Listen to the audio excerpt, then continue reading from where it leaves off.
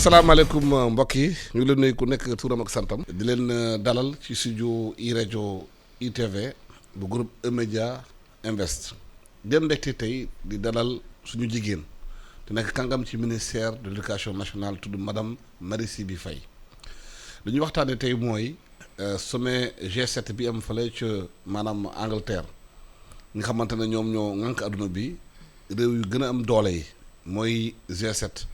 xabaar da nga fa fekk président américain président français premier ministre bu Grande-Bretagne ñeneen ak ñeneen Angela Merkel ñuy toog di waxtaan ci mbirum àdduna na muy demee xam nga dañu ngi ci situation bi nga xamante ne bu xaw a jafe ndaxte économie yëpp nar a melu pratiquement bi Covid bi jaaree fii léegi nag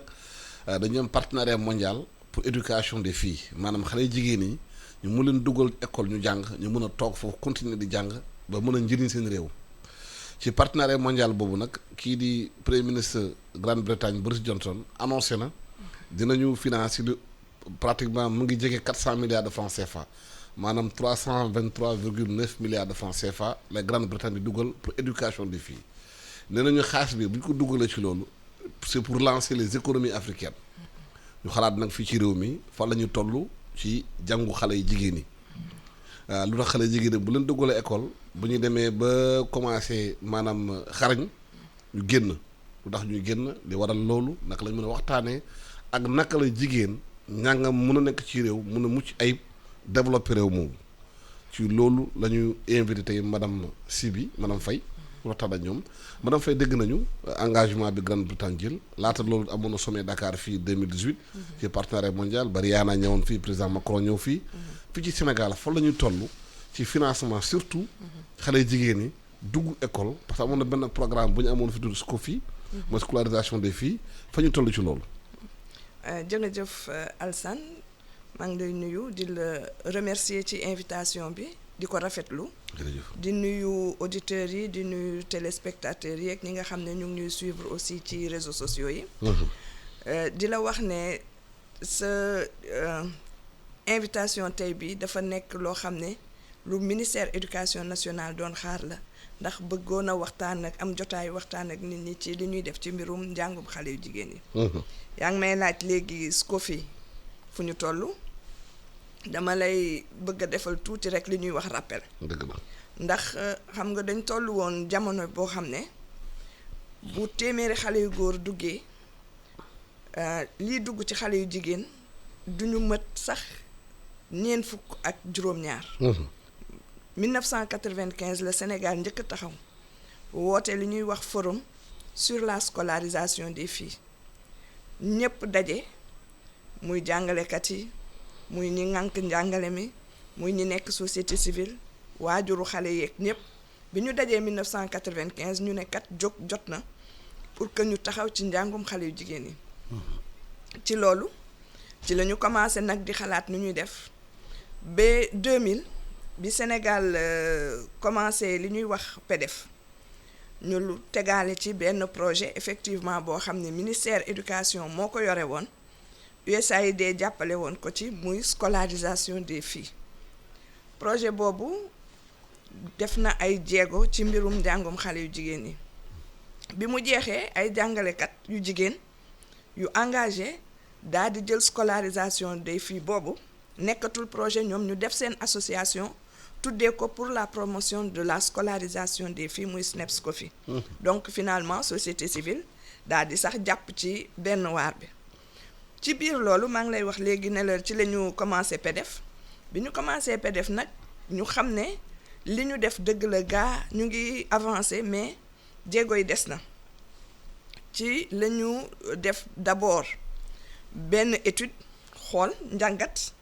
dugg ci gox yeeg gox-goxaan yi xool lan moo tax xale yu jigéen yi dugguñu ci école yi. bi ñu paree ci njàngat boobu ñu xam ne war nañoo am beneen taxawaay ci la ñu teg ci ministère de l'éducation nationale li ñuy wax le cadre de coordination des interventions sur l'éducation des filles mooy benn kuréel boo xam ne li ko tax a jóg mooy xool ñëpp ñi yëngatu ci mbirum njàngum xale yu jigéen yi nan lañ koy defee ak fan lañ koy defee ci kaw loolu ñu am 2008 ñu teg li ñuy wax journée nationale de l'éducation des filles mooy léegi 11 novembre bu jot Sénégal yépp ci académie yépp dañuy taxaw waxtaane mbiru xale yu jigéen ñi xam nga souvent dañ naan journée nationale dañuy màggal ñun nag màggaluñu dañuy waxtaan pour xool jéego yi ñu def fan lañ ci tollu ak lan la ñu war a joyanti ci biir journée nationale éducation des filles boobu foog naa bi ñu mujjee def avant Covid bi la 2019 def nañ fi benn randonnée pédestre bu rëy mooy doxaa defar sa yaram mais waxtaanaale ak ministre Mamadou Talla ci inspection d'académie bu Pikine Guédiawaye pour wax rek ne ministère toogul di xaar ñu ko jàppale mais dafa commencé jëf ñu ñëw fekk si ñu. waaw madame si Siby loolu waaw. maanaam fay luy importance. waaw jàngal xale yi jigéen. luy importance xale dem école. lan importance la am ci société bi. waaw xam nga li ñuy wax enjeu mooy lan moo war a tax man ma jël sama doole di ko def ci benn mbir lan la muy jural li muy jur mooy tey boo jàngalee xale bu jigéen bi te ay jàngat yu bari wane nañ ko boo jàngalee benn xale bu jigéen mooy wane ne que jàngal nga àdduna ndax mooy jigéen mooy yaay mooy yar ak lu ñuy wax yépp mooy jigéen mooy yaay mooy yar bu yaay ji jàngee gis nañ ne même bu fekkente ne jàngul ci li ñuy wax cycle formel bi mooy école yi nga xam ne daara yi nga xam ne yi taxaw nañu mooy daara formel yi bu dee dafa def li ñuy wax alphabétisation da ngay gis ne yaay jooju day sawar pour njabootam jàng bi ci des mooy munoo nekk ci dëkk ñu ne jigéen ñi ñoo ëpp góor ñi waaye jigéen ñi jànguñu day mel ni tey nga gis nit koo xam ne dafa yor ñaari tànk waaye benn bi rek mooy fonctionner ndax ku bëgg a dox di nga am ñaari tànk donc li ñuy wax may suñu dëkk pour mu mën a taxaw ci ñaari tànkam am taxawaay bu dëgër mën a def ay jéego bi ci des mooy jigéen ji bu jàngee wér-gu-yaramu doomam dana ko mën a toppatoo jigéen bi bu jàngee fa muy yëngatu dana xam la muy def lan la koy jëriñal moom mais lan lay jëriñ aussi askan bi jigéen bi bu jàngee mooy fa nga xam ne fa la ñuy toog di nas ak di nocci lu jëm ci wàllu réew mi moom it dana fa toog am fa wàllam mën faa wax li nga xam ne moo ko soxal ak li soxal njaboot bi parce que en général dañ naan sax jigéen ñi li leen soxal d'abord seen njaboot ñoom après lan moo tax jigéen ñi bu ñu nekkee ci xale maanaam ci classe d'initiation CI préscolaire ñu gis ñu am ay performance maanaam boo gisee boo jëlee fukki élèves 7 élèves yi maanaam jigéen ñi ñooy am performance ñoo jiitu mais bu ñu demee ba ci passé CM2 commencé dugg cycle secondaire bi rek ñu wàññeeku ñu bàyyi école jàngatuñu defatuñu dara ñu dem xëy na may leen jëkkër baal ñu concept daal dafay néew foofu waaw tendance boobu sax fi mu ne nii mu ngi renversé wu waaw ndax jéego yi ma la doon wax sànq foofu lañ ci toll tey bu fekkente ne da nga jël xale yi nga xam ne ñu ngi ci préscolaire bi mën naa ne xale yu jigéen ñi ñoo ëpp xale yu góor yi indice de parité bi foofu jigéen ñi ñoo ëpp boo ñëwee ci élémentaire bi boo jëlee tey xam nga maa ngi la doon wax boo jëlee téeméeri xale yu góor amoo woon sax fanweer ak juróom-ñaari xale yu jigéen léegi nag boo jëlee téeméeri xale yu góor am nga téeméeri xale yu jigéen ak fukk ak juróom-ñaar ci élémentaire bi mooy daara yu ndaw yi boo demee ci moyen bi mooy digg doomu bi boo jëlee téeméeri xale yu góor am nga téeméeri xale yu góor jigéen ak fukk ak ñaar mais est-ce que dañu yàggale si na njàng moom laa ngi ñëw boo demee ci secondaire bi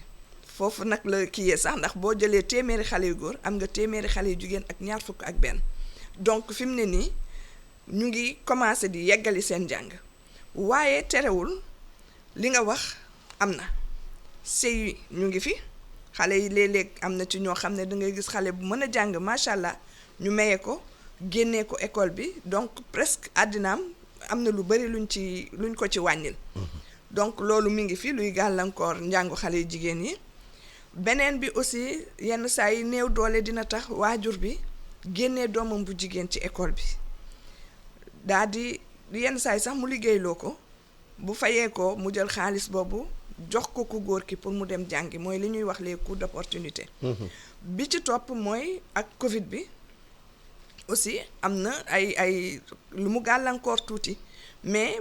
mun a guñ cee wax lu scientifique ndax ci gëstu lañu toll ñu ngi xool naka la Covid bi maanaam ban impact la waaw pour lim naka la impacté jàngu xale yu jigéen yi donc ñu ngi ci analyse boobu pareeguñu moo tax mënuñu cee xuus torop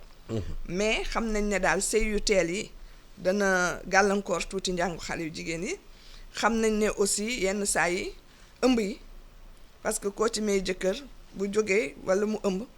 souvent njàng ma day xaw a takk suuf tuuti mais même loolu sax dañ leen di tàggat daal pour ñu war a mën a toog ci école bi. waaw mais dañoo constaté aussi boo demee ci àll bi maanaam gox-goxaan yi. am abri provisoire. am na ba léegi. parce que ay 6 000 et quelques abri provisoire am na Sénégal ba léegi. gaa laa jéego am na ci waaye des na.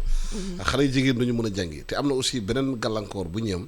xam nga jigéen la. da gis mbaax. di dem ci yenn écoles yi du am maanaam latérite. du am toilette. du am dara. te ñu constaté yenn dëkkaan yi xale yi bu ñu génn yenn saa di dem di jóge dëkk ba. di dem ci ginnaaw àll bi di def seen i besoin foofu. am na aussi ay cas de viol yi fay am na aussi ay infection yu ñuy am. moo taxoon ñu décréter journée nationale des toilettes. am importance. parce que ñu koy soofantal waaye journée nationale des toilettes da am importance. parce que toilette dafa am solo ci nit.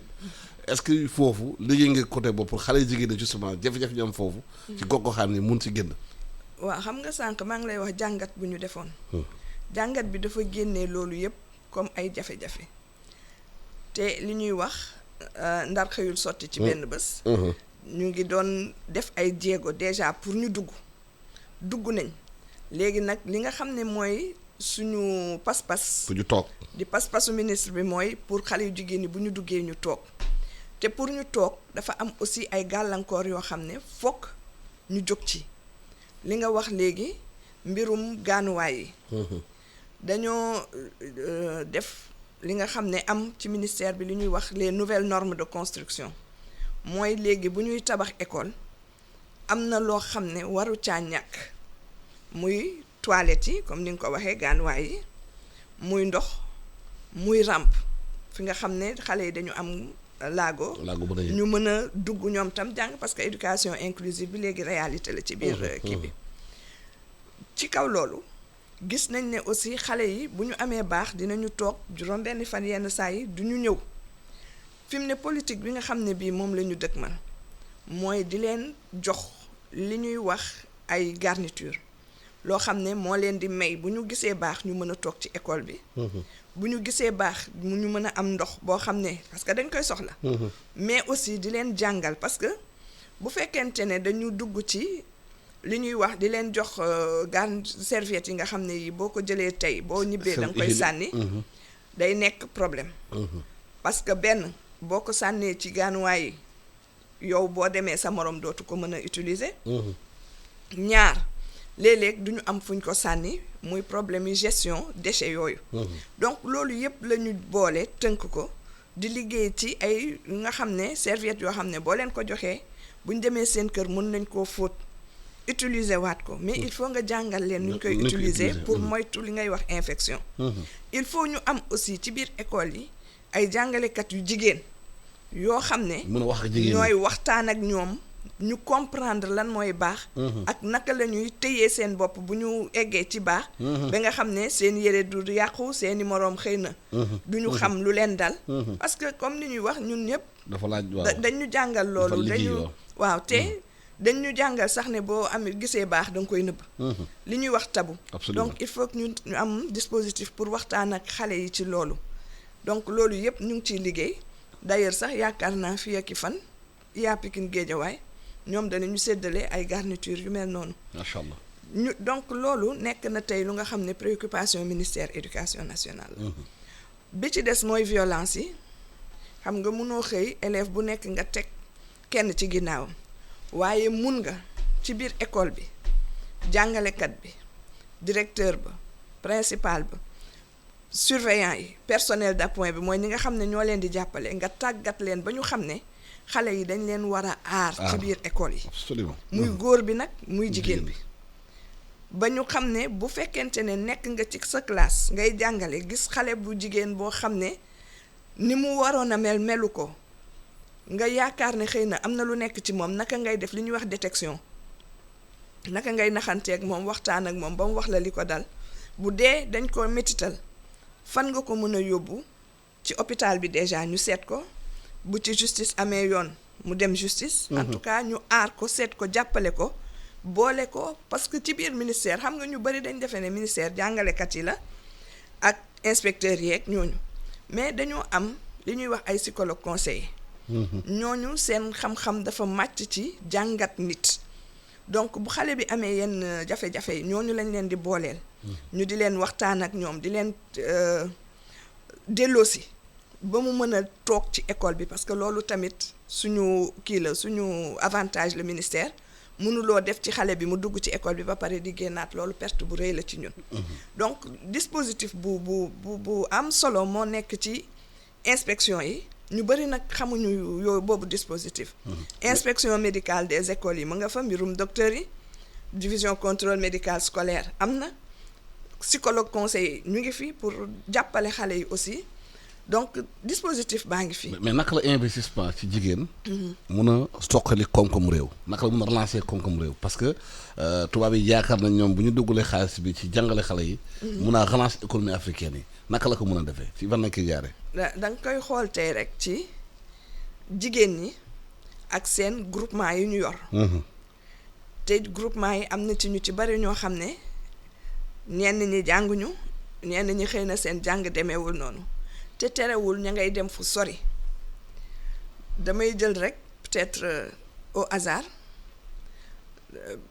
sama yaay la sama xarit la ku mel ni mère Tine Ndoye sa li muy liggéey. léegi imagineel moom mu nekkoon te yor ay xale yu ko wër ñu jàng moom am na lu mu xam am na lu mu mën mais léegi xale yi ànd ak moom jàng ñu yor seen organisation moom mu ne leen tàggat. xale yi xëy na buñ jàngee indi beneen xam-xam foofu mbootaayu jigéen boobu day daal di suqaliku ma dellu si ci li ñuy wax ci biir ministère bi ay association de mères d'élèves yu ñu teg. ay yaayu xale yi jàng ci école bi la ñooñu ministère daf leen dimbale woon ba ñu am li ñuy wax activité génératrice de revenu jàngaluñ leen français alphabétisation fonctionnelle lañ leen defal tey boo demee ñoo yor seen compte bopp ñooy xayma li ñuy jaay ñooy nat ñooy lijjanti ba nga xam ne bii tey ji am na ci ñoo xam ne boo demee ci seen compte 2 millions lañ commencé woon 15 millions ngi ci seen compte te ñu ngi def lu bari ci école bi donc pour won la ne déjà boobu benn pas la ci njàngum jigéen bi ci des mooy bu jigéen bi jàngee mënal boppam kër gi yaakaar naa ne dina gën a naat. bu jigéen bi jàngee ñoom ñun ñi nga xam ne fi mu ne ñu ngi ci téeméeri sénégalais yoo jël juróom fukki ak nangam ay jigéen lañ. am na góor yi bari na jigéen ñi bu ñu amee liggéey seen xaalis seen poche nga dugal. dañuy wax rek dem jox ko seen yaay. tey toll nañ foo xam ne. ñu koy wax de. toll nañ foo xam ne. waaw jigéen ñi xaaratuñu benn góor ci dara ci biir kër. bi ci des mooy jigéen bu jàng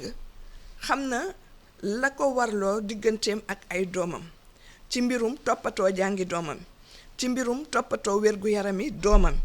ci mbirum aussi moom ci boppam bu nekkee agent de développement bu nekkee ka nga xam ne kii ma ngay lijjanti parce que jàng bi mun na bañ a nekk sax jàng formel. mën na nekk jàng ci daara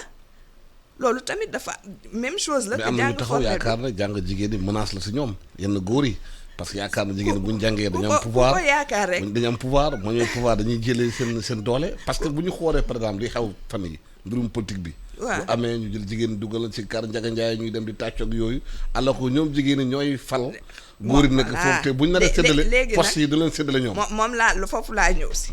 léegi jigéen ji bu jàngee xam lii wàllam xam lii wareefam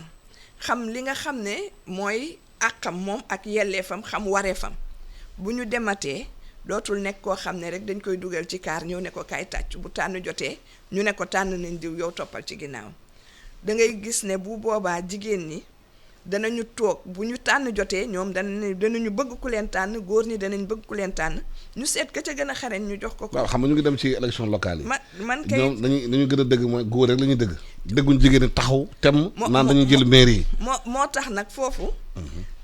je pense que li des mu xam nga en fait njàng mi ñun li ñuy investir tey ci njàng mi li ñu am tey mënuñoo gis résultat yi tey dinañ toog peut-être fii ak fukki at wala ñaar fukki at ba xale yooyu nga xam ne dugg nañ en masse nekk nag ay vraies actrices de développement daal di mën a jël seen destin en main eggaguñu foofu donc ñu ngi mais xale yi mën nañ leen a tàggat ba ñuy ñoom tam ñuy sensibiliser seeni yaay yeeg seeni maam yi di leen wax ne que fu góor taxaw jigéen war na faa mën a taxaw ci mbirum luy doxal réew mi ci mbirum prise de décision foog naa xaw ma naka laa ko mën a waxee. am na milieu conservateur bi xamal na ñoom dañu yaakaar ne jigéen ñi dafa am fu ñu war a yem.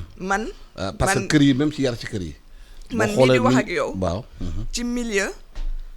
ultra conservateur laa jóge ndax milieu soninke ku nekk xam na nu mu mel. man mii di wax ak yow saraxule laa fa ma jóge tey xale yu jigéen ñi ñu ngi jàng ndax ñoom xam nañ luy njëriñu njàngu xale yu jigéen tey man maa nga fa keneen a nga fa keneen a nga fa mais xëy na am na loo xam ne lii bu soxla taxawee dañ naan woo leen Marie ndax nangam ak nangam war na koo mën a lijjanti. mais est-ce que yaakaar doo yar bi ci kër gi war nañ ko mën a changer waat façon bu ñu yaree jigéen ñi parce que bu nekkee ci kër gi naan jigéen bi lépp luy raxas yaa koy def bale yaa koy def compartimenté maanaam rôle yi. waaw est-ce que yaakaaroo bu ñu defee loolu day tax jigéen bi limité wu te góor gi day gën a am ascendance ci jigéen bi nekkee ci kër gi yaakaar ne moom day toog ci fauteuil bi rek du def dara. du raas ndab du def dara foofu wax ji xam nga wax ji fu mu nekk. ñu bari dañu yaakaar ne su jigéen jàngee dootul bale dootul raxas dootul def nii ak koo mën a def te di ko def sax. góor war na mu raxas. góor mais xam nga man ñenn ñi dama leen bu ñu yaree nit ñi la daal ci kër yi du sax façon bu ñu yaree mais tey dañu soxla sax. góor ñi mën ko di ko def ndax ku ci sa doom dem extérieur àndul ak yaay àndul ak papa. dana bale dana raxas dana togg boo ko jàngalee ci sa kër bu demee di ko defal boppam doo am coono du am coono. bi ci des mooy fa ñu ne jigéen ñi léegi yaakaar naa ne école bi en tout cas liggéey nañ ci loo xam ne ñëpp xam nañ ne jigéen mën na bale góor mën na bale ak yeneen ak yeneen ak yeneen. am na ñu naan léegi sax da ngeen liggéey bi dafa dem benn moment ba nga xam ne dañu commencé tiit parce que nee nañ jigéen ñi ñu bëri ci école yi. est-ce que waruñu def léegi SCOGA scolarisation des garçons. parce que xale yi bëri nañ ci école yi ba xamante ne. ñu ngi raw góor yi. xam nga c'est lu ñuy wax en tout cas ñun ministère éducation cellule genre et équité ba fa nekk. pour xale yu góor yi la ak xale yu jigéen yi. waaw bu fekkee xale jigéen ñëw xale yu jigéen ñi ñëw nañ xale yu ñu ngi liggéey ci xale yu góor yi en fait dañu yaakaar ne rek xëy na xale yu góor yi nekkatuñ fi. mais nañu considérer ne am na moment boo xam ne xale yu góor yi xale yu jigéen yi jànguñu woon. parce que am na benn prof université mu envoyé benn message nee na test recrutement université. waaw 20 étudiants master. waaw les 15 premiers sont des filles. waaw nee na attention. non du attention parce que xam nga lu tax. dañuy tiit. déedéet parce que. xale bu jigéen bi xëy na jom ba muy def baal leen ma aussi c'est cru mais la muy def ci jàng bi. xëy na xale bu góor bi am na leneen lu yóbbu xelam la nga xam ne lii peut-être nekkul loolu. donc combat bi foofu war na nekk aussi combat wu modèle bu ñuy renvoyer xale yu góor yi. parce que ñun li ñuy doon liggéey ci xale yu jigéen yi mooy dañu amoon ay modèle jàngalekat yu jigéen yi nañ dem fu nga xam ne fu gën a sori ci Sénégal waajur yi di leen gis xam ne njàngu jigéen am na njëriñ. tey réussir nañ ko. nañu dem nekk fa ay directrice d'école ay principale de collège waajur yi xam ni kat jigéen lu góor mën a jàngale jigéen mën na ko. lu góor mën a jiite jigéen mën na ko donc loolu réussir nañ ko. li ci des mooy ñu taxawaat nag saytu modèle yi ñuy won góor ñi bañ a fàtte xale yu góor yi. modèle yi. nañu dellu si ci modèle yi. parce que souvent aussi loolu c'est un problème ku nekk xam na je n'ai rien contre les réseaux sociaux mais souvent li ñuy. diffuser li ñuy vulgariser comme modèle. du modèle bu baax loolu la ñuy xaar ci suñuy xale. donc il faut que ñu delloo si xel yi ci foofu. wan leen ne xale yu jigéen yi ñu ngi jàng am na jéego yu ñu def ba nga xam ne bii tey wax dëgg yàlla mën nañ ne lañ doon xaar am na lu ci bari lu ñu am des na mais am na luñ fu ñu toll xale yu góor yi nañ leen jox ay modèle parce que boo seetee quel que soit lu ñuy wax boo demee ci poste de responsabilité yi wax nga ko léegi ci maire yi feneen ak feneen. góor ñi ñoo fa nekk jigéen ñi nekkaguñ fa. ba pare il faut aussi ñu comprendre ne li ñuy def. du pour soppi xale yu jigéen yi def leen ay góor. ku nekk am place am la. ku nekk xam nga sa am sa place yelleef comme li ma lay wax man ci milieu bi ma jógee xam naa fa ma toll xam naa fa ma war a yem xam naa ne nag tam nit laa dëkk bi day yëngatu damay yëngatu ànd ak moom donte jigéen la. waaw mais si mbirum gestion tamit. da nga considéré jigéen boo ko dénkee dara dina ko gën a sàmm xale yu góor yi. gis nga tey may naa la rek nga doxantu ci école yi nga xam ne jigéen ñee ko jiite. day seen wéy. waaw loolu yëpp nag ci modèle yi ñu doon renvoyé la rek ak te xam nga jigéen dafa bëgg defi. boo ko defiyee mu taxaw te bu taxawee dana la woon carrément ne la nga ko doon wax mën na ko man daal la appel bi may lancé mooy nañu delloosiwaat modèle yi pour xale yu góor yi ministère ngi ci yëngatu ni ñu mobiliser pour xale yu jigéen ñi nañ ko mobiliser pour xale yu góor yi parce que loolu mooy équité. te yaakaar nga ne bu ñu renforcer jigéen ñi ci secteur yëpp jàngal leen ba ñu mën ba ñu mokkal réew mi dina gën a naat ci mbirum koom-koom. dina gën a naat ci mbirum koom-koom parce que comme li ma la wax xam nga ñu ngi naan xëy na ñenn ñi dañ naan c'est subjectif soo dénkee jigéen di nga gis ne la nga ko dénk da koy téye. léegi su fekkente ne benn nga ko dénk gis benn ñaar ñett ku ci nekk def ci jomam imagineel bu nombre boobu yokkoo bi ci des mooy ki nga xam ne mooy aar xale yi moo leen di tàggat moo leen di nàmpal moo leen di yar bu amee benn niveau bi il faut mu encadrer ay doomam góor ak jigéen pour que ñoom bu ñu egg ci moom walla ñu dépasser moom fa mu toll donc loolu moo tax il faut jigéen ñi jàpp ci il faut aussi du rek jigéen ñee góor ñi sax lay doon ñëpp a ci jàpp jigéen ñee góor ñi ànd pour que suñu dëkk nekk dëkk bu naat pour que suñu dëkk mën a dox ci ñaari tànkam waaw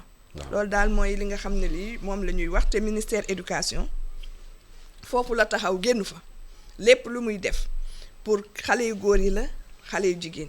jàngalekat yu góor yi jàngalekat yu jigéen yi ak ñi nga xam ne dañoo am laago. la gërëm di la sant madame Faye di fàttali maanaam auditeurs yi ak téléspectateurs dina waxtaanee tey partenariat mondial nga xamante ne G7 moo ko waxtaanee am na ponk boobu pour ñu mën a renforcer jigéen ñi ci njàng parce que nee nañu bu ñu jàngalee jigéen ñi ba ñu mokkal ba ñu mën comme ni góor yi ñu jàngalee góor yi dafay gën a suuxal li nga xamante ne mooy koom-koom réew te loolu moom kenn du ko naataable parce que jigéen moom mooy adduna jigéen mooy jur waliw moo jur professeur moo jur ñëpp na war a jël njukkal jàppale leen ci kër yi pour ñu gën a mën a réussir parce que jigéen réussir àdduna réussir yéen jigéen ñi ci sama à travers ma voix maa leen rendre hommage ci di ngeen di liggéey di ngeen di téye kër yi téye xale yi kenn mu leen fay yàlla na leen jàppale ci li ngeen di def sukkali leen ngeen gën a avancé parce que ñun yéen la ñu nekkal yéen la ñuy wooteel jërë ngeen jëf di leen sant dina gërëm dina ñaanal bëgg ci jàmm ak salaam